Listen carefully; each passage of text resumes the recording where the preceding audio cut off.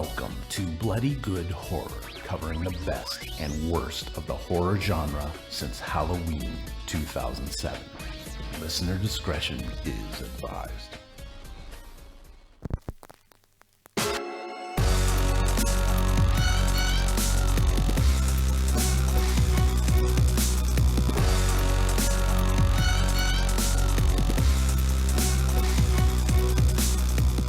Hello everybody and welcome to another exciting episode of Bloody Good Horror. My name's Eric and I'll be your host for this evening, where we will be discussing Independence Day Resurgence.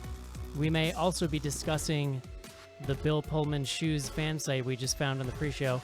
Let's see where the night takes us. I'm the editor-in-chief over at bloodygoodhorror.com. First up, joining me tonight, he builds bloodygoodhorror.com with his beaver hands. His name is Mark.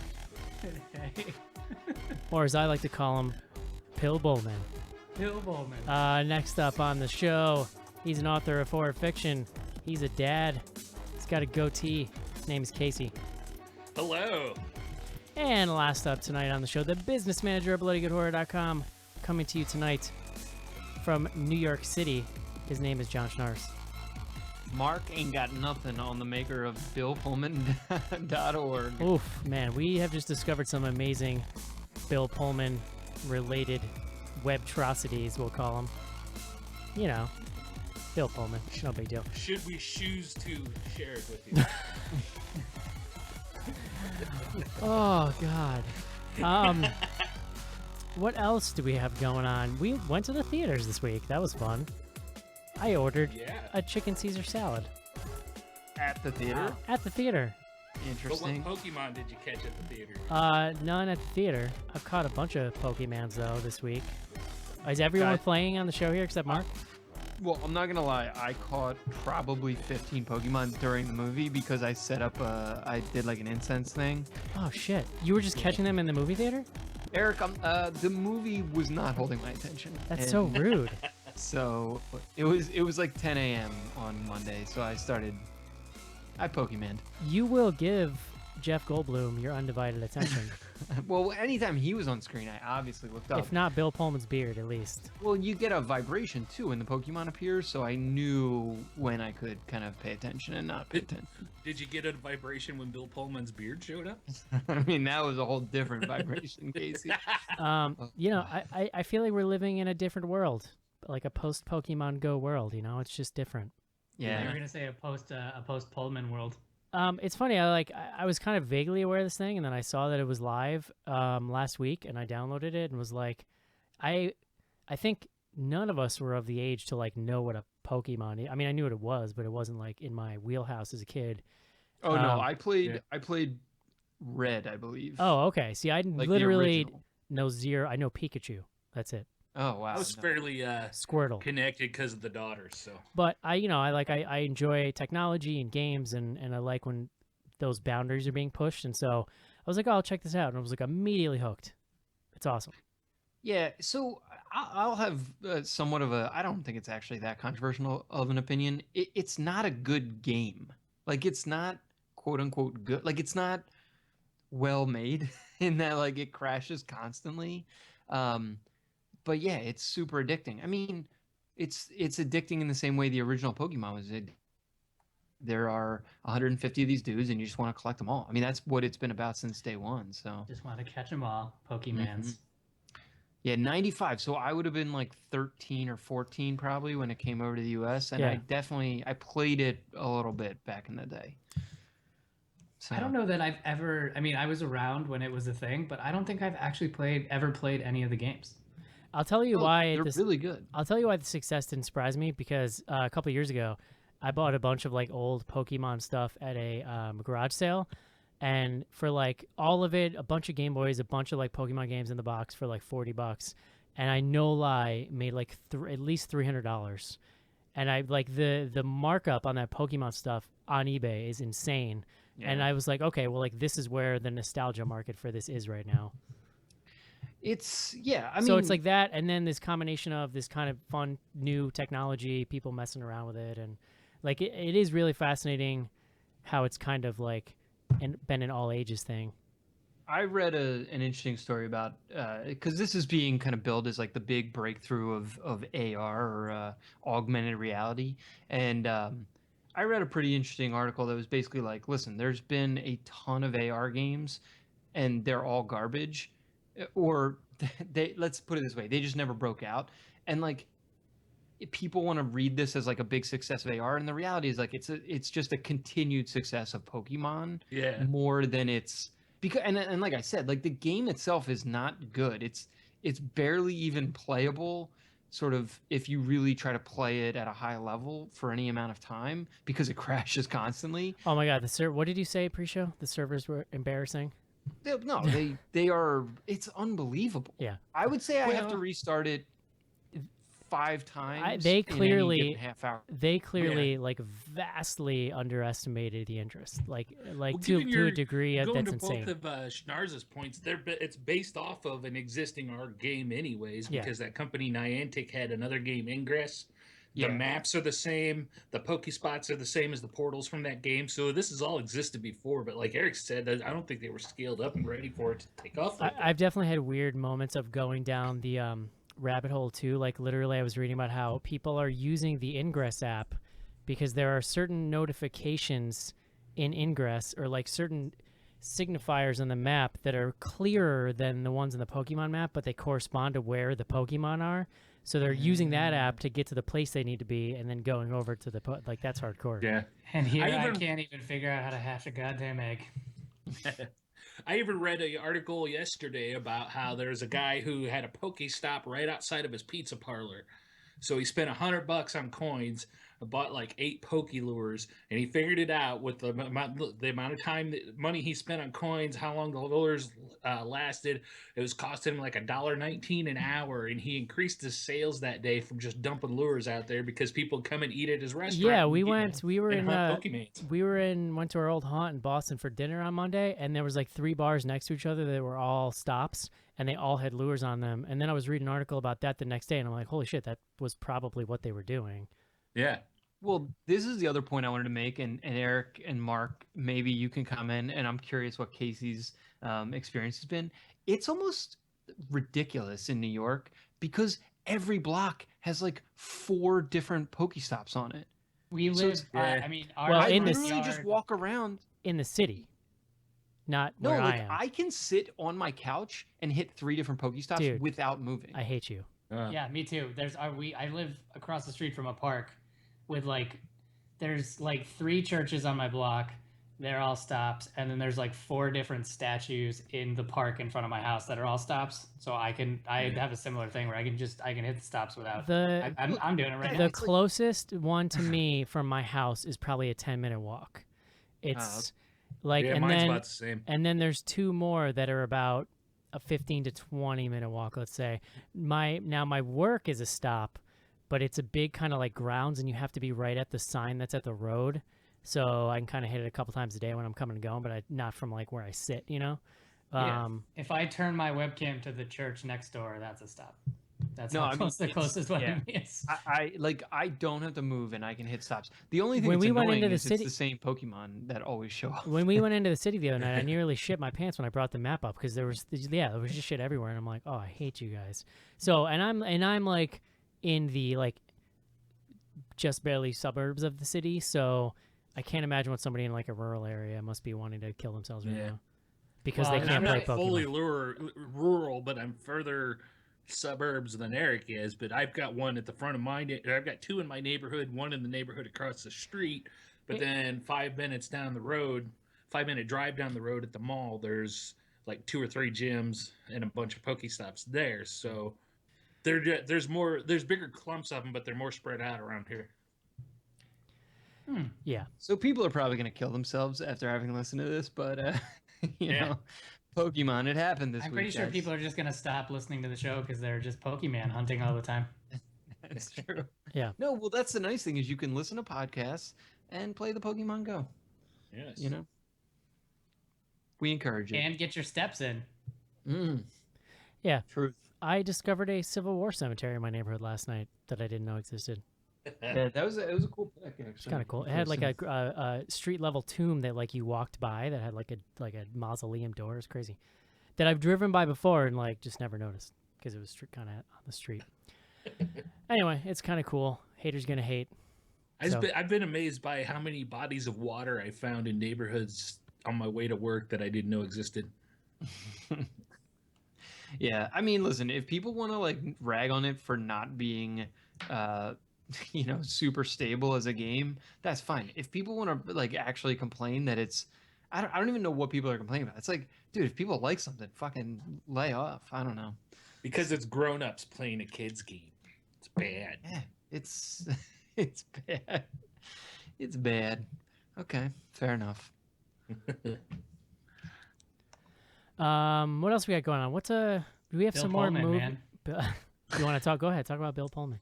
Well, I was really kind of upset that we didn't just like parlay. I was cracking up the entire time the intro was happening because this is a rare moment where we're going to segue some ridiculous content from the pre-show into the actual show. But we discovered that someone maintains a website for Bill Pullman, and it's at billpullman.org. It looks like it's from 1996, which is possible that it started in 1996, but it is constantly updated. And we discovered, so if you go to billpullman.org, there's a section of the website that's called like Fan Path or Fan Journey or something. And specifically, there's a page about how much Bill Pullman loves shoes. It just goes, and it's pictures of Bill Pullman's shoes in all the movies he's been in, and just like a description of like how much he loves shoes.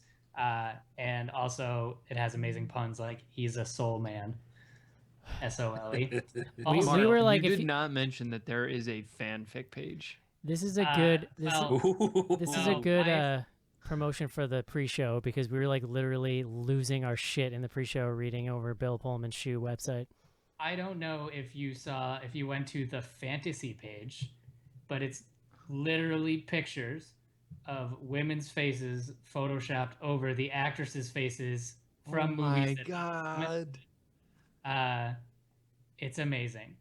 This- Another scene from While You Were Sleeping. This time, Heather's got her man and is trying to get Florence as quickly as possible to see artwork. Ha! Like they just have like. Dude, this fantasy page is legit creepy.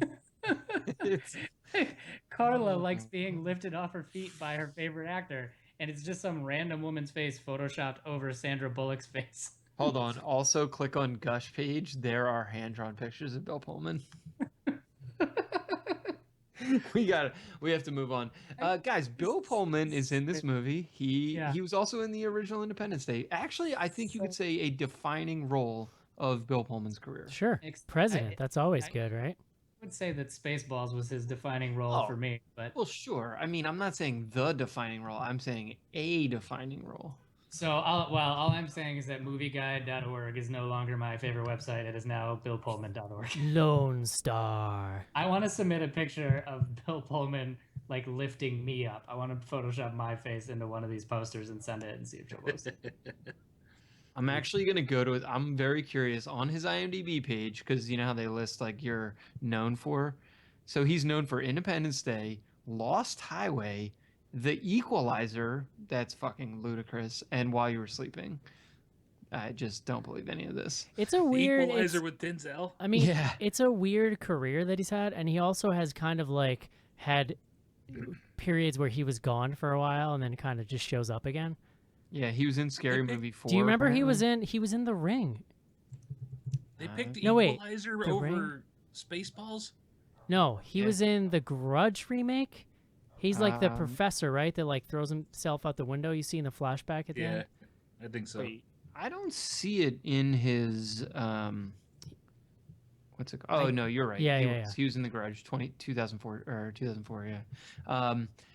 Just so weird. You're right. He kind of does go off for a little while and disappear, but yeah, Spaceballs, man. That was his third movie. He was in Ruthless People too, which is a kind of sweet movie. You don't really get a good look at the shoes he's wearing in Spaceballs. No. No. I'm assuming he's wearing boots, so Oh Maybe yeah. they Oh didn't wait, count. never mind. I went back to the shoe page. He's wearing space boots. Oh, Eric, yeah. I have a picture if you want to post. Oh it. yeah. He's definitely wearing boots. Oh, I forgot he was in Serpent and the Rainbow. Yeah, League of Their Own. Oh, dude, he's so good.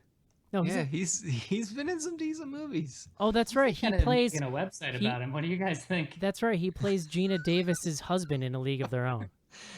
He was also in The Last Seduction and not Sliver. What was the other weird one? Malice. For like early 90 like softcore that actually went theatrical. Love it. Lake Placid, little movie called Lake Placid. Yeah. So Bill Pullman. Should we talk about this movie? I don't know. Well, what? I don't know. Tell me what's coming up on BGH, because like I know we got some more theatrical stuff. Oh, God damn it! I knew you were gonna ask. Hold on, I have the list. So we did The Purge. So this week, oh man, we've talked about it so much. We just really shouldn't even bother.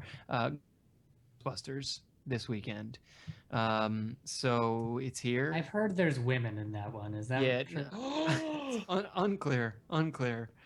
There's been some controversy, but I haven't really paid attention. The internet. Hey, did you guys feel that? That was my childhood dying. Someone is listening to us for the first time. They're like, wow, I'm never listening again. These guys Yeah, are assholes. that was a joke. Sorry, new guy. But Girl.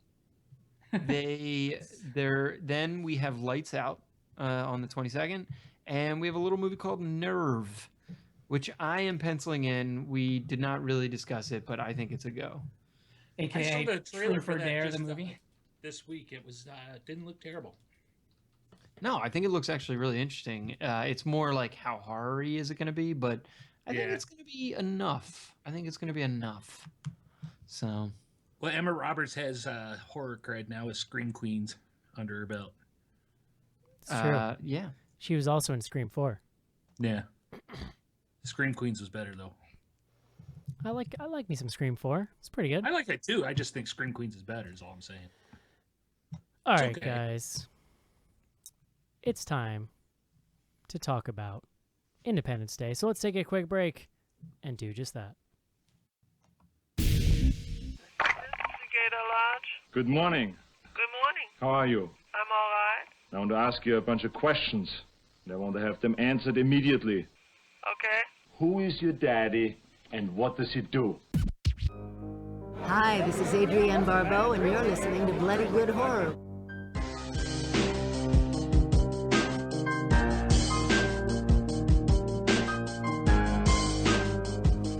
This is it, Jennifer.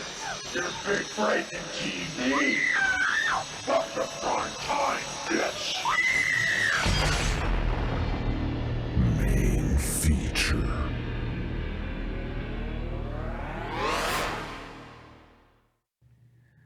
All right, we are back from break. If you are a longtime listener, you are probably noticing that Eric's voice got several octaves sexier. And that is because our fearless leader had to leave for a work emergency. So we are now running, I think, as part of a combination that's never been just us in the history of the show. It's me, John, and Casey, still here. We didn't have to leave for any particular reason. So that is factually accurate. We're gonna lace up our boots and try our best to discuss this cinematic masterpiece. So, John, for the sake of normalcy, do you have a word of the day today? For the sake of normalcy, Mark, of course I have a word of the day. Oh, thank God. Today's word is eusocial. That's Ooh. EUSOCIAL. So eusocial is a zoological term, typically used in describing an animal species, and particularly in insects. It means showing an advanced level of social organization in which a single female or caste produces the offspring and non-reproductive individuals cooperate in caring for the young. So eusocial, it's you'll see this with like bees or ants. A lot of times it's sort of this queen setup, and it was borrowed heavily in the Independence Day mythos. It's I think there's a lot of, very well described in zoology, and now in science fiction. you know. So good times. Use social. Use social. I really You're like use so it. social. Use it. Impress your friends. Yeah. It's Use gonna it be good. incorrectly. They won't know the difference. they might. They might. Well, all right. So, do you want to just hop into the synopsis of this brilliant piece of screenwriting genius? You can give a top level. I feel like if you try to get too granular with it, your head might explode. Yeah. So. No, I mean this is definitely one of those places where you can't go. Don't try to think too much about it. Yeah, Independence Day: Resurgence takes place. Resurgence. Yeah, well, never mind. I'm gonna leave that alone. Wow, Roland Emmerich's picture on IMDb. You guys should go look at that. He looks like Eminem. So Independence Day, he looks interesting. Independence Day Resurgence takes place 20 years after the action of the original Independence Day, which is I guess well timed because we are actually about 20 years after the release of the original Independence Day, and we sort of meet all of the same characters. They are all living in a world that is post Independence Day. The main sort of the most important plot point of which is that they've actually taken a lot of the alien technology that they sort of came into contact with in that first film and have adopted it. And so there's now sort of flying cars and well, not flying cars, but there's planes that are sort of hyper powered and all this nonsense. The guns all look more like the alien guns. Cats and dogs living together. Cats and dogs. It's funny you should say that about cats and dogs because the world also has a one world government type of setup. There are still now presidents or sort of like heads of state of each of the countries, but they're much better aligned, and they sort of make a very light point of, oh yeah, like all these people just like work together now because of the aliens. Checks out. Yeah, it's as you would expect. No Donald Trumps here in Independence Land. Thousands of years of regional fighting and cultural differences. Complete, comes to a everyone's on the fuck aliens train. They are pissed, but unified. So yeah, we meet a bunch of sort of new along with some old characters. The main old characters would be Jeff Goldblum playing the same sort of zany scientist. His dad, played by Judd Hirsch, just playing like crazy old man person. We have Bill Pullman, who is the former president. He is now sort of crazy old man number 2. He has, as we were somewhat discussing earlier, a big Bill Pullman beard now. He's featuring it very prominently on IMDb, so if you want to see what this looks like without experiencing this movie, which God bless you, you should go check that out. You have Vivica A. Fox, who makes a very brief cameo. William Fichtner is back. He was sort of one of the heads of the military in the first one. He now is sort of the head of the whole military. So there's a lot of these folks. You also then have Liam Hemsworth. You have Micah Monroe. You have Celia Ward. I don't think she was in the first one, but I did not double check that. She's now the president. And yeah, it's... So basically, guess what? It's 20 years and the aliens come back. There's like a lot of stuff that kind of goes into the people who had exposure to the aliens the first time around are now sort of re-experiencing it or having sort of psychic trauma from it, as if they were like kind of tapped into the alien psyche. So you have Brent Spiner, who played Data on Star Trek. He's the crazy scientist guy from the first one. He actually is like a main character here. Same with Bill Pullman. God, what is I want to say he's Nigerian, at least in the movie. There's an African sort of warlord who's very tapped into the aliens. There's basically all these folks and they're experiencing stuff. One alien ship arrives. We use our sort of new Earth defense system to blow it up. thinking that we've then protected the Earth. A much bigger and much more destructive alien ship shows up, just wreaks terrible, terrible havoc. The aliens then start drilling into the Earth. And basically the rest of the film is the aliens are trying to penetrate the core, because if they can reach the core, that's like what they're here for. That's like Go on. That's the reason that they have come to Earth. They want to sort of drain our core for its energy, I guess. Keep going. I guess. And yeah. They're going in deep, is what Earth, much like me, has a strong core. Yeah, there you go.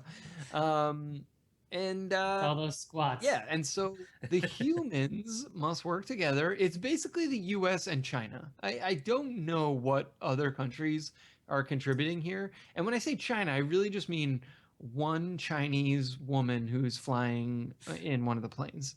And there's a handful, like 4 other people on monitors that speak in accents. Yes. And maybe I'm looking through the credits, and one of the actresses is named Angela Baby. Yes, I did see that. Who's a Chinese model, singer, and actress. Oh, is that's our Rain? Yeah, and also I'm going to refer to you as John Baby from now on. John Baby. One word, no less. Good night, John Baby. Also, I didn't mention, but if people were, interested to find out, Will Smith did not sign up for this movie. I believe the phrase "conspicuous by his absence" was about this movie in particular and its absence of Will Smith. Somehow his agent had the foresight to realize this was not a good idea or use of his time. Instead, they have Jesse Usher playing his son, Dylan Hiller. And and he's just a guy. He's basically the exact same character as Will Smith, except sort of more upstanding. Like, he doesn't do sort of cow things. He just flies his plane and like obeys the rules. So he's boring. He does not welcome people to Earth the way that Will Smith. He sure don't. Yeah. Doesn't smoke cigars either. No. All right, I think that's probably about as good as we're gonna do. Casey, what do you think of this movie? I don't know. It's John described it as liquid poopy in an email today. I don't know that I go that far with it. Yeah, I was being provocative. I know. I don't know that I go that far with it, but no, it's not good. Sometimes it's hard to describe. It's one of those ones that goes in there too with it fits in perfectly with movies like The Rock's San Andreas, Battle for LA, that Battleship movie that was out a couple years ago that they tried to make off the board game. It feels just like those movies. It's a really, really dumb summer tentpole disaster movie. There's parts of it that I found entertaining. There's performances I found entertaining. The story was non-existent, and it didn't make sense. And yeah, there. All right, John. I vigorously dislike this film. It's weird because, Casey makes a good point that like it is watchable. Like when you are sitting there and you're watching it, the initial feeling that you have is this is a movie and it's happening in front of my face. And shit like images on a lit up screen. Yeah. I mean, and yes, some of the sci-fi action is tolerable. It's one of the worst scripts I've ever seen. I mean, I'm sure there are others that I'm not thinking of that are equally bad. I'm sure there are literally thousands, but for the amount of talent in this movie, it's a real embarrassment. I mean, it also, we can get into Roland Emmerich at a point maybe later in the conversation. Like, I don't even understand how he continues to make movies. I guess they're making enough money that he can do whatever he wants. So that's fine. He's like the king of it's summer, it's hot, and movie theaters are have air conditioning for the studios. No, you're right. I mean, it's funny because he's basically McG, who's slightly better, and not even better, but like more mainstream tolerable version of McG. Like, Yes. He puts like 5 minutes more dialogue into his movies. well, yeah, or he just makes movies that are like that. I'm trying to like not. I'm trying to think of a non-offensive, like just like middle America is like my mom. God bless her. She likes movies, but like she would watch this and be like, this is garbage. But she actually wouldn't even watch this movie. But it's more like there are people's moms, I guess I should say. My mom saw it. No, well, and like you can convince people's moms to see a Roland Emmerich movie, whereas like you can't convince people's moms to see a McG movie. I guess that's the only difference. I don't know. Yeah, I mean this appealed. My parents did go see this. My mom, the former kindergartner teacher, she was like, that was kind of weird.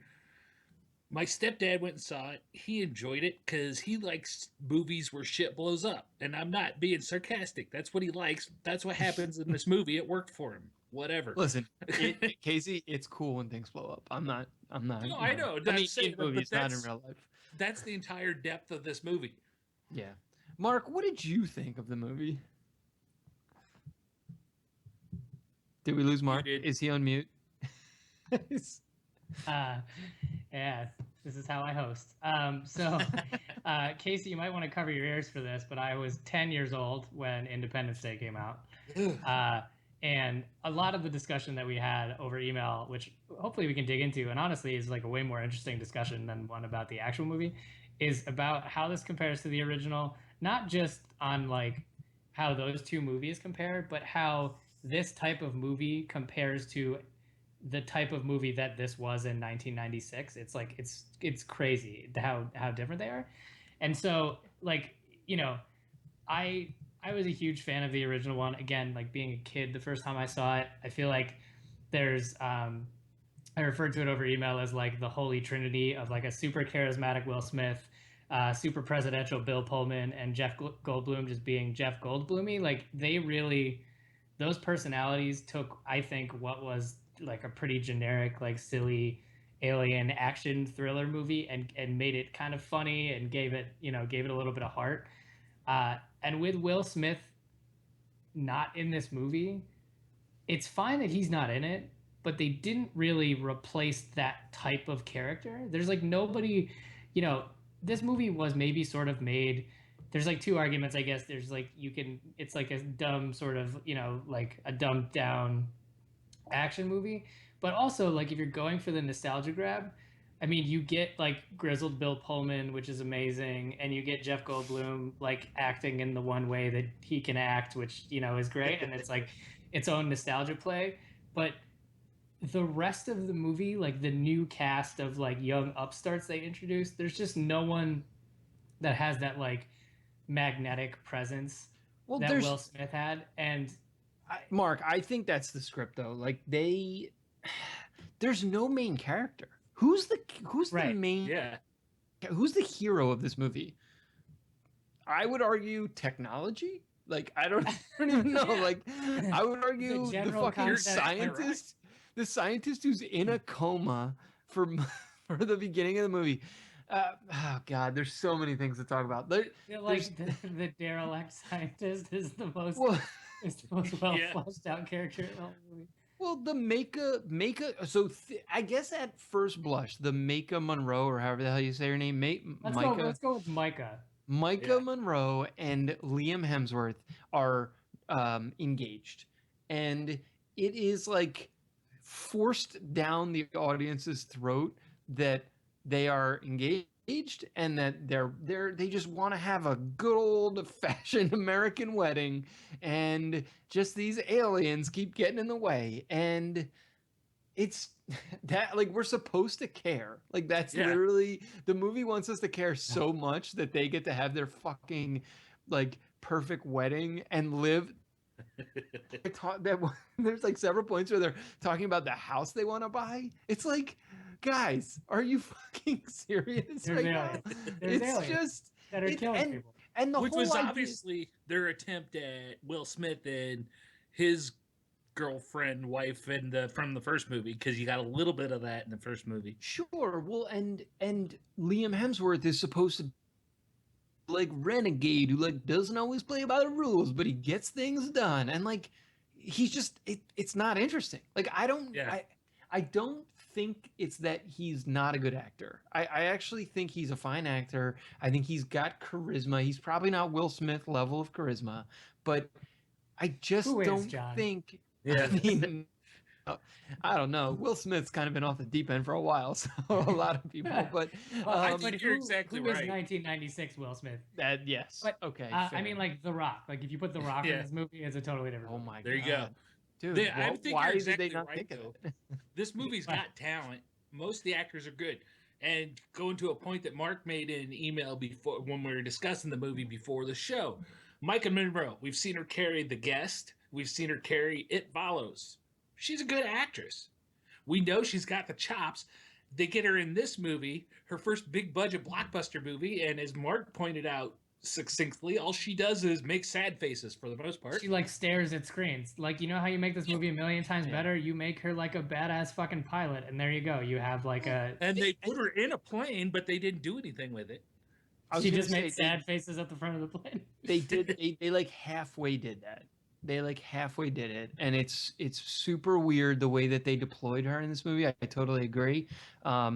We should also mention Charlotte Gainsbourg is in this movie, and Yes, you want to talk? blows my mind. You want to talk? So like, go look at Charlotte Gainsbourg's IMDb at some point. The biggest movie she's been in other than this is probably Antichrist. Like in Yes. terms of U.S. box office. If you're listening to this show, the chances are the only thing you know Charlotte Gainsbourg from is having uncomfortable sex in Lars von Trier movies. Yeah. Yes. I mean, I really like Charlotte Gainsbourg. I like her as a musician. I have no idea how they convinced her that this was like the right thing for her to do. I know she had to owe somebody favors or something. I don't know. Yeah. She was in Melancholia. I forgot about that. I mean, she's been in a ton of stuff. She's been in a lot of like French films. But the thing is, it's not that she's not a good actress. She's a fantastic actress, but she is so known for all of the artistic style movies that she's made over the years, and to throw her into this like disaster tentpole movie does not feel right at all. This is artistic in its own special way. Yeah. I mean, another movie that I likened this to was like Casey mentioned, it was Battle Los Angeles, because the Battle Los Angeles is, here's a couple people, and then the fucking aliens show up, and it more or less takes place in one location, and they take care of the alien thing, and then it's done with. And like, that's actually another thing that I feel like this didn't really have, like, relative to the original. I guess the original didn't move around a ton. I don't know. This movie didn't make me feel the way the first one made me feel. And again, I was a 10-year-old the first time I saw it. So like, it was in this amazing world where like, this movie could be really simple.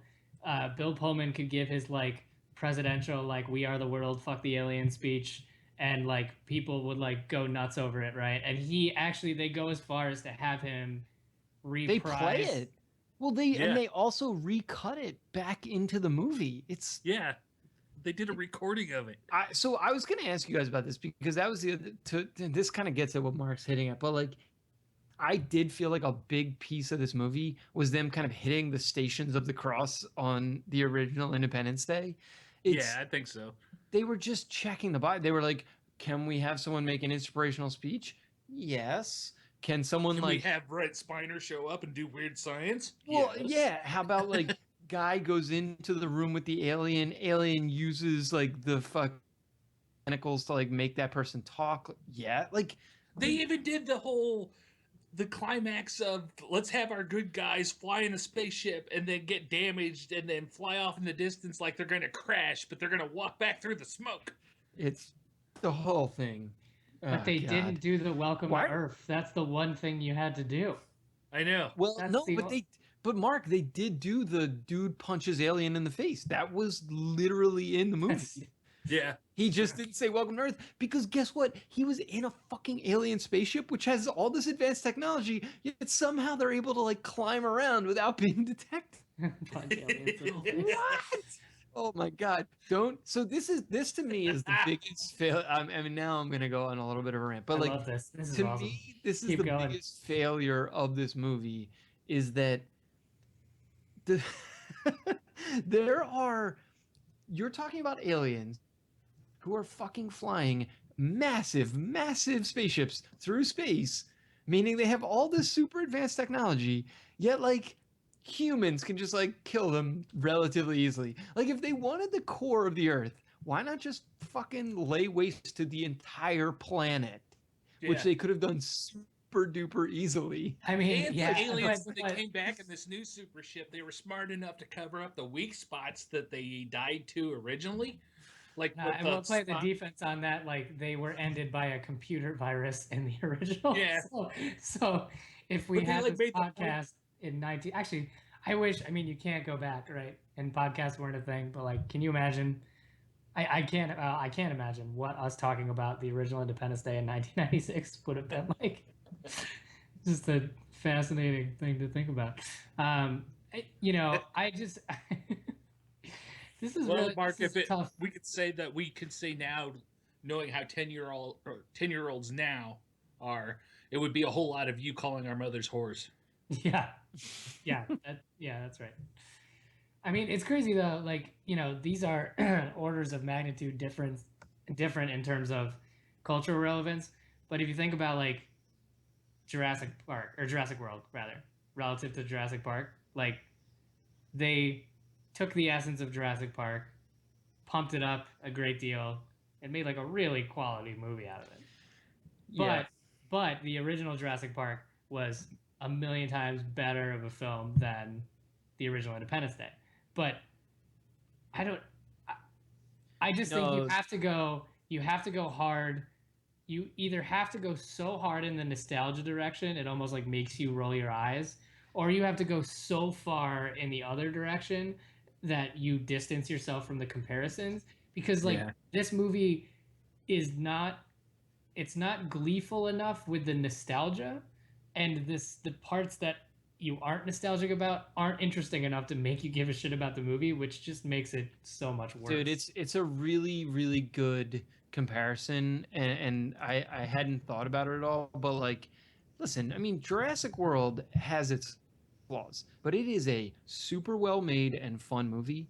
This movie is terribly made and laughably bad. No, it's not even it's fun. not fun at all. And the original Independence Day, it's to your point, it's a good step, like a good fucking off of the original Jurassic Park, but it's still watchable and not bad.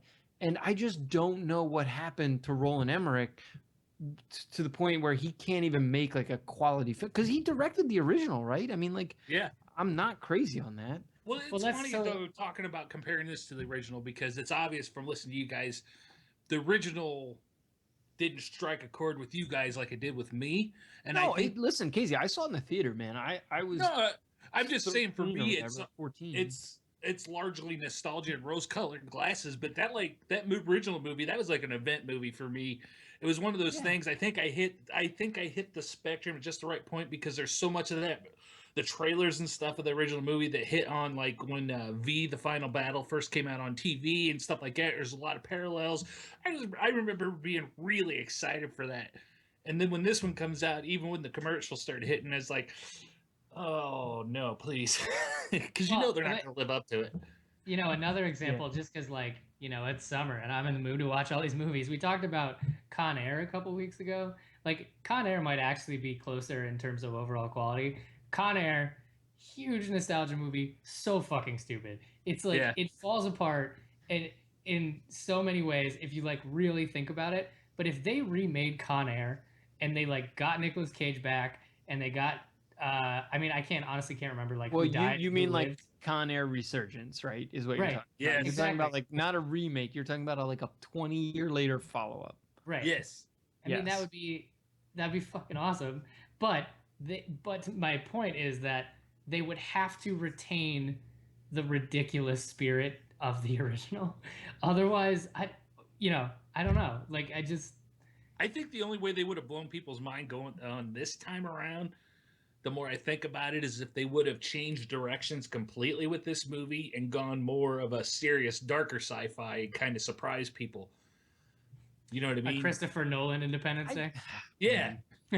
It's a really good question. Like, what would they have had to do to make this not a piece of shit? I mean, just having like competent writing would have been interesting, but the real challenges are that like the alien invasion sort of like as a actual threat, as a believable threat, is like really tough because like again, I keep coming back to this, like from like a hard sci-fi standpoint, like any technology that is advanced to like arrive at the planet Earth would also be sufficiently advanced to like basically throw off any defense that we could possibly put up, right? Yeah. So they have to make the aliens like more interesting, other than just like, well, we're here to drill your planet, like just sit tight for a little bit. Well, like, that's the point I was getting at towards before, because when that shit first showed up, they made a whole big deal about showing it on the radar and showing that spot in the center of the ship underneath was protected, that Randy Quaid took out on the original ship. But yet the aliens get off the ship and they got the same shitty armor that's fallen to our machine guns and stuff. Why wouldn't they, if they would do enough to come back 20 years later and protect that spot, they knew their armor is weaker, why wouldn't they fix that? I mean, it's just hard to find a good alien project manager to plan all these things that need to happen to the ship. There's a lot of bureaucracy. It's just the tough. I mean, and do we even want to talk about, so like, do we get in? This is like we're gonna move into somewhat spoiler territory, but not really. I mean, if you're worried about spoiling the sequel to Independence Day, you can just turn off anyways, because I don't think you should worry about it really. How angry on a scale of 1 to 10, with 1 being like, it was fine, I didn't really care, to 10 being like, I wanted to commit like ritualistic homicide, were you about the fact that it was so transparently set up to create another movie? Because we've seen this before. This was, to me, the most egregious example of reboot and then like continue a reboot. Like at the end, they're all standing around like, I wonder what's gonna happen next movie. I wonder what's going to happen in the summer. I don't think we can survive another attack.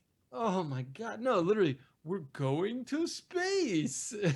Yes. Intergalactic travel. And I, it gets to Mark's point where it's like, they didn't go, if they handed up just like a little bit more, and if it was like a little bit smarter, I would have tolerated it, but they didn't. Like, they went that middle route of like, kind of like serious and like, if they would have given us all new characters instead of trying to split Will Smith into 3 younger 20-year-olds, kind of, I think it would have worked better. If they would have given us a whole new group of bad boys or whatever to fall in behind, I think it would have been better. You would have had your token Jeff Goldblum, your token Brett Spiner. Yeah. Do you think that's another thing that, just quick, like, that's another point that I guess I didn't realize exactly until just now. They didn't just bring back old characters and have it be 100% nostalgia play, and they didn't just introduce new characters and kind of, try to move the series forward. They did both, and like a lot. There are so many fucking characters in this movie. It's crazy. Yes. And there's no, I mean, John already kind of got at this. Like, there's no real main character. There's no like secondary main character. It's just there's 40 fucking people in this movie, and you just don't know who you should give a shit about, because you don't really give a shit about anyone. For instance, Chris Hemsworth's parents, were they in the original movie? Liam. Were they in the original movie? Yeah, because he mentioned at one point they killed my parents. Yeah. Well, I don't know. I think we're supposed to understand that his like co-pilot, and then a couple of the other pilots, like they were in those like, because there were scenes where like the kids were being taken to like special places, basically. I think in the first movie, I don't remember it exactly, but you had the one kid that was Will Smith's special son. Places. You say Micah Monroe was Bill Pullman's daughter, and they started Pokestops? talking about him and how the aliens killed his parents. My first thought was, because I forgot it was actually James Duval, so there's no way it would have worked. But my first thought was that Randy Quaid's son? That's something stupid that would have made this work better for me. Oh yeah. Can you fucking No, well- imagine what it would have looked like to take a person and try to make him look like Randy Quaid's? No, but I like the thing that's well, whatever. There's so many things that are aggravating. I can't even talk about it. The Liam Hemsworth character in real life, he would basically be like thrown in prison. In this movie, he's going to be selected to be part of the like space program, and the Micah Monroe character is going to be like pregnant in the next movie, and then they're like, she's going to have to sit around being like, I'm so worried about him. I don't know what's like. It's going to be unwatchable. We're gonna have this baby, but They we're just still gonna have an I'm amazing telling you wedding. right now. We've joked like with Ghostbusters with how these social justice warriors and stuff about this female cast of Ghostbusters and whatnot, and how and there's all the talk about feminism and stuff around this movie. They take Micah Monroe, where they give you hints that she was a fighter pilot at one point, because they show you the pictures of her with Will Smith's son and Liam Hemsworth, but now she's just gonna sit around and mope for the whole time. Well, no, That's all they she give her like to works do. for the president. She's like I mean, in theory, she has like a better job because she's like working in the White House. But yeah, I mean, and But for the sake of an action movie, it doesn't really do you well, but much. then at Yeah. the end, and yeah, and then at the end, they're just like, fuck it, like you want to, all right, you're gonna go fight the aliens now, like cool. And But it's they even had the I mean- part where she stood up when they were looking for volunteers to go find that plane the first time. She's like, I'll do it. And then her dad's like, no, fuck you. I'm going to do it. yeah, I The shame other you." thing to think about too is like in 1996, like movies like this and Armageddon and kind of similar movies were coming out. People had not really seen the full scale of like what visual effects could do. Oh, You know, yeah. they were like tinkering around with like computer generated shit, but still using some practical effects, whatever. Like in 2016, aside from some like weird uncanny valley shit where they're like, you know, where you get to see old Arnold Schwarzenegger like act as a, you know, fucking character in a Terminator movie, we've seen pretty much everything. So like the spectacle of like hundreds of ships pew-pewing around at like a big fucking alien spaceship is like actually not terribly impressive or interesting anymore. Yeah. Or Well, and it exciting wasn't in even- any it wasn't even well done here. right. Well, that goes So- back to what I was saying before the show, too. You could argue that Roland Emmerich, he kind of invented this particular flavor of summer tentpole blockbuster disaster movie. Yes, there was Armageddon and stuff like that, but Roland Emmerich showed up with ID4, kind of gave it his own spin. So, but when we saw that first one, it was new and fresh. But now we've seen all of his movies since then, Eesh. and it's so diluted at this point. Yeah. All right, I'm running out of. Yeah, we can move on. F, yeah. F this. All right, John, would you recommend this movie? No. Casey? No. Yeah, I think that there's just way better shit that you can watch. Go see Life of Pets. I bet Life of Pets is probably fucking better than this. Yeah. All right, we are going to take a break, and we will be back, not with fan mail, but with movieguide.org and Ask BGH. Boop, boop, boop, boop, boop, boop, boop. we have no idea if Eric's going to edit the actual snippets in there. He better. Well, he So, just you know. texted He doesn't. me. He just texted me and told me that he will be back in 20 minutes, and that was about 5 minutes ago. And I told him that we'd probably be done by then. So let's take a little breather here, and then we will be back.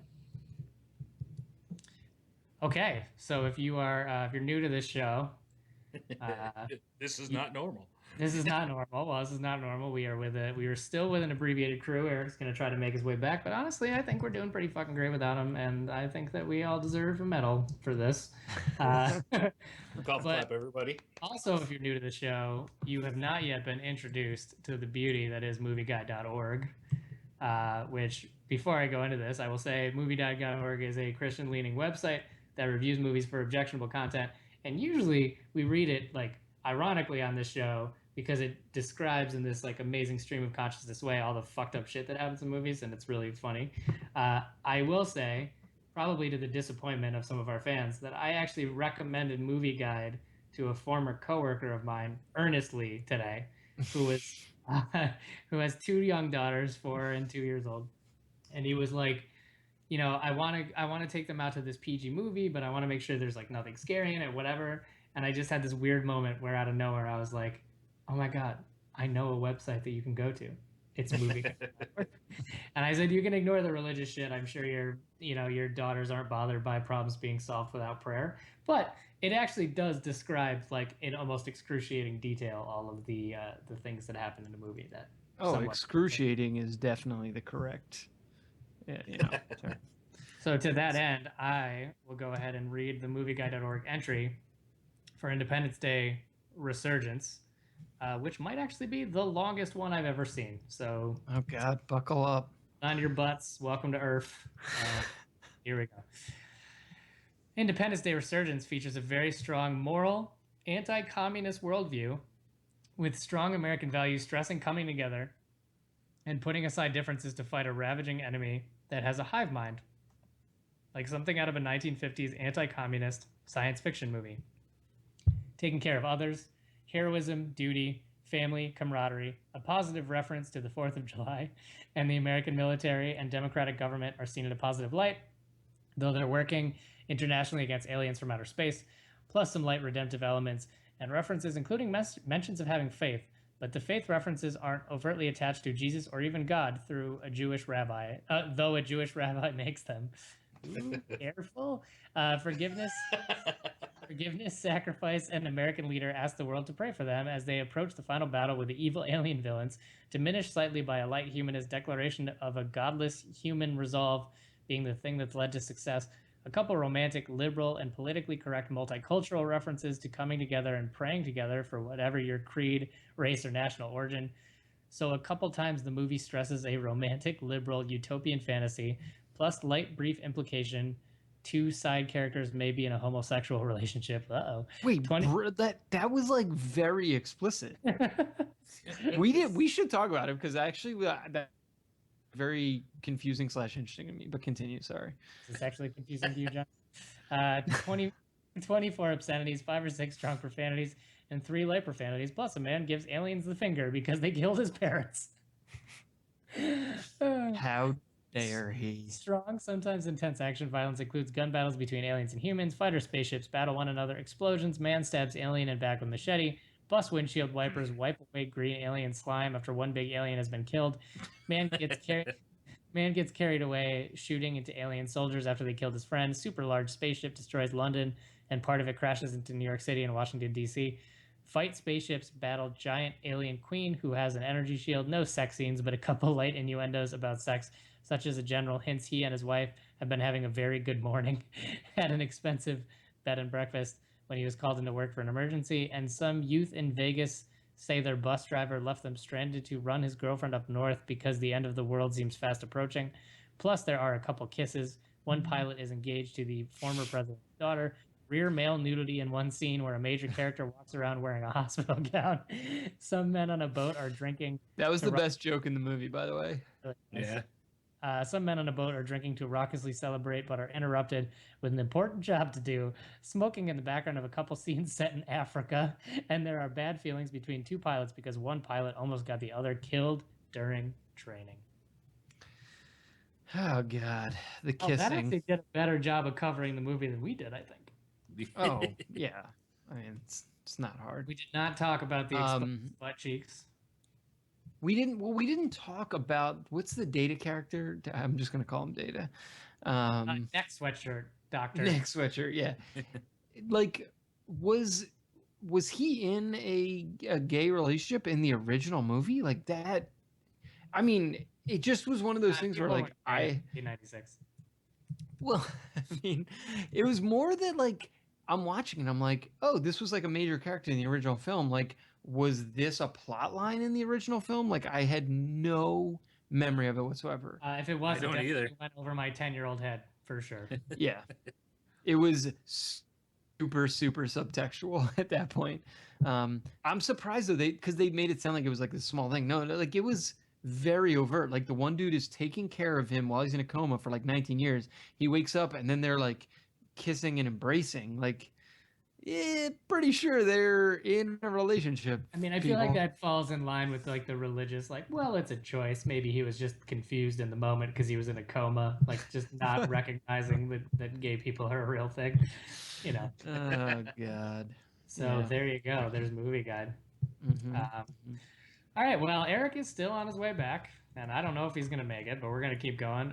We had a bunch of fan mail, but he's not here to read it, and I don't have it. So we are actually just going to go into Ask BGH. You guys ready for Ask BGH? Oh, I'm Always. born ready. All right. This first one, and I was not on the show. Wait, were any of you guys on the show last week? No. I was not. Oh my God, what is happening? All right, so I'm gonna read these, and have any of you listened to the show from last week? No. No. Jesus Christ. Okay, so I don't know if any of these have been read, so I'm going to. Well, just start with whatever came after the show would have aired. No. I don't know. Yeah, okay. This one This is going really well. This one is. Hey, I think we're doing great. This one's from the PJ Curley. Does Schnars know he's a villain on Mr. Robot? Mm-hmm. That came after the episode. I am aware. What a great show Mr. Robot was. He is a little Schnarsian. Did you guys watch the first episode? I watched the teaser. Well, Wait, they released the first episode of the second season? Yes. Yeah, they like put it. They like put it up as like, fake pirated thing. Like it was like a whole marketing ploy. But Yeah. it was kind of interesting. It was the first part of a 2-hour episode. Is the thing. Oh, I did not. So they leave you at the end. It's like, oh yeah, tune in on Thursday to watch the rest of it. Gotcha. I don't know if I ever shared this on the show, but when I was binge watching the show, like when I was sick, and I watched about half of the first season and then watched the last episode of the first season by accident, and I was so fucking confused. I had no idea what was going on. And then I rewatched because like a lot of really crazy, confusing shit happens in the last episode. And I went back through and then watched the rest of the season, and boy, I mean, it made some more sense. It made a little more sense than it did just out of the blue. But that show, I binge watched that recently myself, and holy shit! Yeah, I do love as a nerd. Like I have on one end of the spectrum, I have Mr. Robot, and then on the other end, I have Silicon Valley, that are actually both reasonably accurate in their own ways, even though they're pretty ridiculous. Like I'm like, yeah, this is it's cool to be a nerd. All right, next one is from Chekhov Chainsaw. Can Yins elaborate on the Hocking Hill story? We honeymooned there around Halloween, and it was creepy as fuck. I don't know what the Hocking Hill story was, unfortunately. I want to say, maybe, was this ghost stories that we were talking about? I feel like this is something that, like, I don't know if Eric could talk about it. We've done a couple of them. I haven't been in a year or two, but we've done a couple kind of big group vacations in Hocking Hills, and I know that, I think on the first one, everyone went on like a ghost tour situation, and there was debate on whether real supernatural activities happened or if someone was just fucking with people. So I'm gonna guess the latter, but the Hocking Hill story can refer to any number of things. Like there's a lot of Hocking Hill people stories. Yelling out of a hot tub at a raccoon. Watching Ernest scared stupid on a bunch of bed sheets draped over a balcony. Like there's all sorts of. There's so many. There's stories. We did last year watch Exist in the woods on the bed sheets draped over the balcony. That was kind of cool. That was my favorite part about those trips, was watching movies poolside, with on sheets. Next one, Metal Prof. Can you make Resurgence the word of the day? Sorry. John can't misspeak ever because we just give him relentless shit for weeks upon weeks. That is true. All right, next one. Erica Sims, Aylin 1477. Where wouldn't you live? Nancy's house in Nightmare on Elm Street or the cabin in Evil Dead? Oh my God! Wait, where wouldn't I live? Yeah, I think the cabin in Evil Dead. It's like a slam dunk. They're obviously not getting internet at the cabin in Evil Dead. Chances are Nancy's house has internet now, so I'd be all right. Nancy's house is pretty nice. There is that weird part where you step on the stairs and they turn into marshmallows, but other than that, I think. Oh, that's the easiest Ask BGH we've ever gotten. Yeah. And there's no way like that. What is it? The beginning of the second one, when the claw comes out the door, and grabs her mom. There's no way I'm going to fit through that little peephole, so I'm not worried. Yeah. There you go. Don't swallow your soul. All right, next one. Also from A. Lynn. What's your opinion about the It remake? Will you see it? Can anyone top Curry as Pennywise? I don't know. I will watch it. We kind of have to. We usually do, right? Yeah. That thing's been under so much turmoil with directors leaving and actors coming and going and stuff like that. It's hard to have faith in it just because of all the meddling that's been going on with it. Who knows what the studio's been involved with and everything else. So you don't know. I mean, I'm a big, if you listen to the show, I'm a big like creature design, makeup effect person. And the new Pennywise pictures they show, like the thing that made Pennywise so terrifying is that it's like the most bare bones clown possible with fucking crazy razor teeth. So like any image you see where it's like, they try to like do stuff to like make him look more creepy. I feel like the fact that it was so bare bones is what made it so scary to begin. Yeah, there's a lot of people up in arms especially today, because they put Entertainment Weekly has a picture of him in makeup on their cover, I think, this week. And he's got the menacing stare and stuff going. And people are making that exact same point, but shit like the cover of Entertainment Weekly is a promo picture, so they're going to hand it up. It's true. But I just don't. So, but at the same time, you just I'm not going to be imagine if surprised if they did that, though, went with him being full scary and ruin it. Can you just imagine if they put like old Pennywise just on the cover, just like staring straight ahead? That would be. All right, we just have 3 more, and I'm like really gonna drag it out in case Eric wants to get back here. Zach is nobody. If there's another sequel, where do you see it going? Intergalactic travel, baby. There's definitely going to be another sequel. It's going to be unwatchably bad. There's just no way. It's just going to be another repeat of this one, which is a repeat of the first one, except for they're going to have more stupid alien technology because Brent Spiner was all excited about his robot from Hitchhiker's Guide to the Galaxy that had all the technology on its hard drive. And that's the thing. Like, so they make this whole bit about how. So this is like, we're going back to the movie at this point, but there's this supercomputer technology. So basically, it's a civilization so advanced that they upload all of their consciousness into hard drives, but yet somehow they're like individuals or something. It's unclear, but it's a ball, right? And the aliens, the Independence Day sort of attacking aliens, are super afraid of this ball because it's the one thing that can stop them theoretically, I guess. But like this ball is completely helpless to defend itself, even though it has like extremely advanced technology. Like there's just so many aggravating plot holes that it's just like, what is the fucking point? You know what I love, John? We've been doing this for 10 years. Yeah. More or less. Everybody it's but been like you. 8 or 9. Okay, I'm rounding up to 10. Okay, fair. You're the only person who still gets super fucking mad, and I love it. You get so worked up.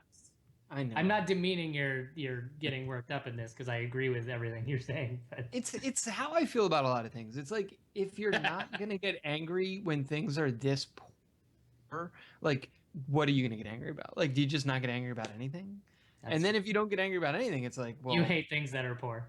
Well, and I also view it as like a counterpoint to like loving things that are great. If you are going to love things that are great and be effusive about that, you have to be equally negative about things that are. That's a very good point. And this, the other thing too, which I think sort of under the surface frames this entire thing, is that we are also a week away from seeing possibly one of the biggest nostalgia grabs of all time that has been highly controversial but looks to be pretty quality. Dude, we're like literally 12 hours away at this point. When people hear this, it will already be out. So that's another frame. Is like, you just look at what a fucking dumpster fire this second Independence Day has been, and even if Ghostbusters ends up being terrible, which I don't think it will, but even if it does, there's no way it's as bad as this fucking movie. Yeah, no, totally. No way. There's no planet Then But it's to gonna get be- to get back to his actual question, the third one, the fucking magic sphere that is super technology yet somehow can't defend itself, also talks about how there's another planet where all of the other aliens who have been destroyed by the whatever Independence Day crazy aliens, they all go to this one planet to kind of like train and like defend They're themselves. gonna And start the rebellion. well, exactly. And the reason that the sphere can't get captured is because then the aliens will know where that planet is and be able to like go and eradicate them for good. So the question really is, are we going to see that planet or not? Because they make a kind of big deal about it in this movie. there should be no humans in the third one. Oh, that'd be amazing. That would be good. They would never That do would it. be so They good. would Honest to never God, do it, that's what but they I would would- have to do to make the third one worthwhile. Yeah, And like one of the aliens looks like Will Smith. He's got like a '90s goatee. I actually think it would be great if it was Liam Hemsworth was the only character in the first. They're like, he's going to represent the humans, and they send him up, and literally like on his way to the planet, it just vaporized, and so then the fucking orb is just going by itself, and it's like, well, I'm kind of glad I didn't have to drag him along. Like this is going to It's go. just gonna be a super good. screensaver of the orb, just the orb chilling. Oh Christ! okay. So there's some good BGH classics, but we have two more Ask BGHs. So this next one is from Stout2114. Earmuffs Casey. I was 5 when Independence Day came out. Hashtag welcome to Earth. Beats Mark. So I saw the original Independence Day with my lovely wife Colleen the year before we got married. Wow. God, that's cray. I won a Frisbee for writing a paper for my DARE thing because I was 9. That was the most significant thing that happened that year. Hey, I'm turning 30 tomorrow. You guys excited? Ooh. Oh, congrats, Yeah, old bastard. big year. Mhm. Ghostbusters comes out on my 30th birthday. That's a thing. Yeah. Oh, your childhood's gonna get double smoked. Yeah, yeah. Right, my childhood is quite far behind me at this point, but yeah, man. How can you? No, I think. Hey! Hey, Eric's back. Hello. What's I up, think a-holes? that, no one's still mad at this point, right? Like I think now, actually, relative to Ghostbusters, it's just people talking about the people that were mad. I don't think anyone's mad anymore. Is that a thing? No, I saw a link to Reddit this week when the critic reviews first started coming out for Ghostbusters, and they were coming out. They're all saying, "Hey, this isn't like the greatest movie ever, but it's not a bad Ghostbusters movie." And there's like a thread started one of the Social Justice Warrior subreddits where they're talking about, Social Justice? "Hey, how can we convince people that this was all paid for by Sony for these reviews?" I did see that. Can I just Man. point out for the record that I literally just drove to work, put a fire out, drove back. I made will it. say, you'll hear it. By the way, you're going to need to edit it because there's a little bit of farting around in the middle. But cool. we just had the best episode ever, and you missed it. Great. Yeah. My one sentence review of this movie is that it's so bad I feel a little guilty for liking it. There you go. That's about it. We're not going to give him a chance to explain that. You're gonna have to edit in. You're gonna have to speak into your microphone and then edit it into the show naturally. And it was really funny when the scientist's butt was out, and he's like, "Why didn't anybody tell me my butt was out?" That was Yeah, funny. you know what? We failed you because we forgot to talk about it, but the movie guide talked about it. His butt being out, accidental male rear nudity. Rear male nudity. All right, we have. All right, so let's do all the fan mail over again. Okay, we can do. So we have. We one didn't more, do it in the first place. So. and one more Ask BGH. And Oh, then a I have couple fan BGH mail. classics. And do you have mail to read, Eric? Yeah. Okay, cool. So we'll do that very quick. This one's from our very own Evan Sleed. I just What's want to the- say that I'm really excited right now that I made it back. Yeah, this is great. Carry Best episode ever. This is from Evan. What's the squad name for Mark, Casey, and John? Parentheses said in the witch voice. Cutie patooties. I don't know. It just doesn't work as well as Cutie witch. patooties. So there you go. It's no Smile Squad, but you know. That's Ask Smile Squad. Yeah, that's Ask BGH, where you can send in your questions to us live. We also use the hashtag BGH Classics, where if you listen to one of our classic episodes, either by getting it from the website at bloodygoodhorror.com, or becoming a Patreon subscriber, which gives you access to the back episodes. If you find something that you think is particularly funny, tweet us with the hashtag BGH Classics with the episode and whatever you think is funny about it.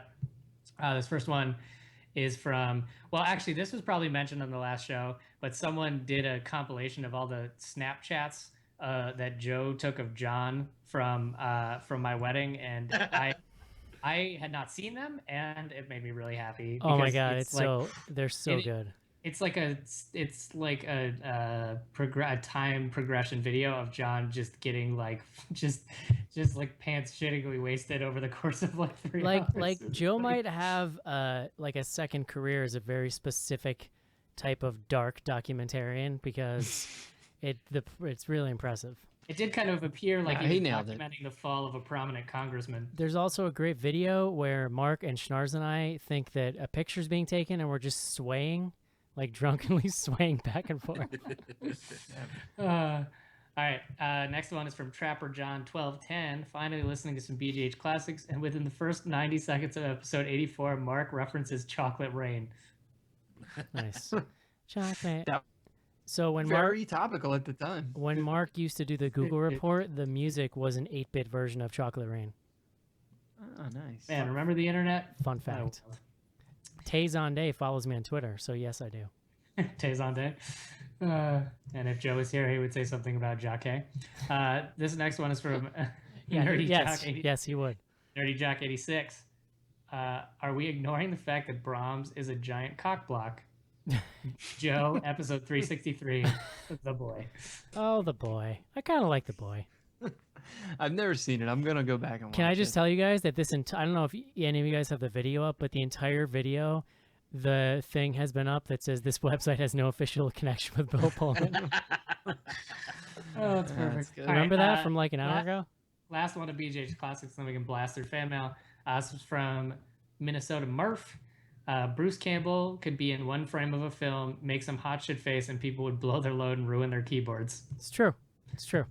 No reference to the episode, but I think Ash vs. the Evil Dead coming out and people ruining their keyboards proves our point. Sure. Yeah. Burn notice Yeah. is a thing. Bruce Campbell in a Hawaiian shirt. All right, Mark. Well, thanks for that. Sure. Hey, before you jump into the emails real quick, Eric, I wanted to bring up one more thing about the movie, because I think John would back me up on this, but the thing that drove me the most nuts about this movie is the fact that they flew back and forth from the moon in like 2 hours. Well, okay. So, all right. So there's so much flying around. There's a weird. It was Game of Thrones level. This movie. I knew that's where that was going. Yeah, like this movie is like ostensibly insanely epic, right? Like it's 2012 levels of Earth destruction, and yet everything happens so easily, it makes the film feel like cheap in a way. Do you know what I mean? It's like there's no weight to anything, including the travel, including the deaths, because everything happens quickly and easily with like as little resistance as possible. I'm not being drawn back into a conversation about this movie at this point. I'm Because sorry. One last thing. Did you guys at least mention how the aliens' insanely complicated plan to destroy Earth when their spaceship destroyed like over half of Earth just by landing? We sort of got into that. Okay. Yes. We may or may not Well, have It has its own gravity. about it. Yeah. To your point, like they like they lay waste to multiple cities. It sounded to me like continents, like whole halves of the Earth sounded like they were gone. I did and like then when the plane when it flies away, people are just like clapping. Yes, They're like, yes, I "Yay!" did like, and I feel like he did this ironically, intentionally, the '90s cliche of like, let's show really racially stereotyped ethnic people around settings around the world to show how happy the world is that the aliens are leaving. Oh, but it's yeah. so like I feel like it was on purpose because that was such a '90s thing. Mm-hmm. All right, info@bloodygoodhorror.com is the email address. People are happy in a different way. First, look, all these people gathered around a single old television. First up, Brian from North Carolina. Eric made a comment about supernatural horror being cliche, but aren't all slasher movies cliche also? Yes, but I haven't seen 400 theatrical slasher movies in the last 5 years. All right, hold on. Answer. All horror movies are cliche. Sure. Is genre like No, that's no, how it I mean, I works. was more making a point about just it. It's more about the glutton, the glut of what we're seeing right now. Was this on the last episode? We were just joking Probably. about how none of us were on the last episode, and cool. that was funny. We didn't know what tweets to read because none of us have been on the last Awesome. episode. I hope you read a whole bunch from last week. We also no, had I a tweet think about the Hocking Hills story. We have no idea which story Yeah. they were talking about. Which You story? guys- I don't know. I said maybe something about seeing a ghost. Did someone see a ghost? I was thinking about yelling at the raccoon from the hot tub, but I don't think that was the story you guys were talking about. That's probably Andy related. He's always afraid of some spooky ghost. Sure. This is Brian, North Carolina. In regards to some Ask BGH questions, during the purge, I would go around ripping the tags off of mattresses and breaking the locks off of meter boxes. Also, I have experienced a real-life horror situation. This was a question from last week. A few weeks before my 21st birthday, I was the victim of a home invasion. 20-plus years later, I live in a much nicer neighborhood, but I still keep my doors locked at all times. Yeesh. I was surprised to find out that people leave their doors unlocked. Yeah, like we grew up in the suburbs, an area where you didn't really need to, and we had a paranoid mom who just always locked doors, and so it's just ingrained in me. And thank God, because like I've lived now in a bunch of different places. Paranoid adults. Well, I've lived now in a bunch of different places where you probably want your doors locked, so like it's a habit. Like I don't go anywhere without locking the door. Come on, it's just the 21st century, folks. I keep my chastity belt locked at all times. Exactly. P.S. Any chance of Yoga Hosers show? Yeah. Probably. Yeah, I think so. We've had fun There's with a weird. strong chance. We've had fun with weird Kevin Smith shit lately. So. Yeah, if nothing else, just to hear Joe's comments on Kevin Smith. Next up, Wesley. I recently stumbled on an article about photos of celebs taken right before their unexpected death. What did they have but a picture of Tiny Tim performing moments before he collapsed and died? Here's Tiny Tim's last pic before he crossed over to the to forever play the creepiest song known to man. I think I have it here. Yep. I'm going to put it up here. I don't know about heaven or hell, but I don't want to go wherever Tiny Tim is forever. Also, Is how that great would it be terribly to use sad? a time machine to travel back and see your favorite film the day they premiered in theaters? Yes, it would be an extremely frivolous use of a time machine, but it would bring me much joy to see Halloween with a fresh crowd. Finally, I live in Florida, and I 100% agree with Eric. It is a shithole. Don't know why so many people move there. Keep up the excellent work. Including Wes. this person who week after week has said that that's happening. It's got palm trees. Palm trees are really cool. I will go to bat for palm trees. I mean, the weather's nice in the winter. Yeah, I'm going to fucking bougie Florida, so I'm not worried about it. I got an email here. It's all for Joe, so I Bougie guess Florida. I'm just gonna That's skip a it. thing. It's like redneck bougie, okay, Mark? Don't get too Yeah, I was excited. gonna say, come on, Mark. I mean, we kind of grew up somewhere that's redneck. They bougie, so literally, I'll it's feel right out. where you are moving is literally called the Redneck Riviera. Yeah, it is accurate. So You guys sound jelly.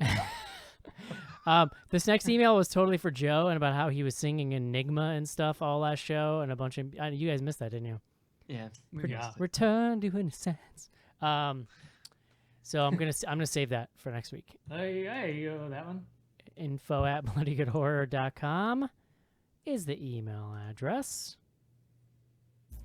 Let's wrap it up, Eric. What's going on at bloodygoodhorror.com, Mark?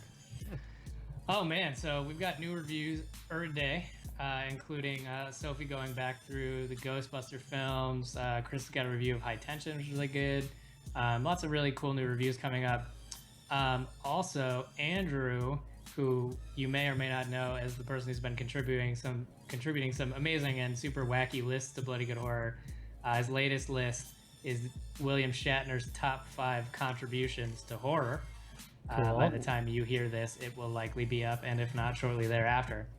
But you should definitely check out his lists. I don't have a list of the lists up just yet, but if you go to the website and look at one of his lists and then click Andrew's profile, it'll give you a list of the lists that you can take a look at. One of his other ones his most recent one was Power Rangers, who were also in horror films, which is pretty interesting because I had no idea how many fucking Power Rangers there were. That's pretty crazy. A bunch.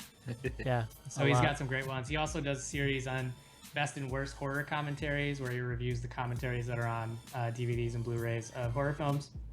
So he's done one for Jason X and one for Cabin Fever. Nice. So that's some cool stuff. But otherwise, we have new reviews every day. So very cool. And if you want to know how you can be watching the live video stream of Bloody Good Horror every week, visit Patreon, patreon.com/bloodygoodhorror. You can also get all the back episodes there and anything else your little heart may desire. Apologies to fans for missing the review. Hopefully that doesn't happen again. but I'm sure these guys carried on admirably. It was think we did great. glorious. Yes. I hope you guys enjoyed it. We'll talk to you next week. Adios. See you. Bye-bye.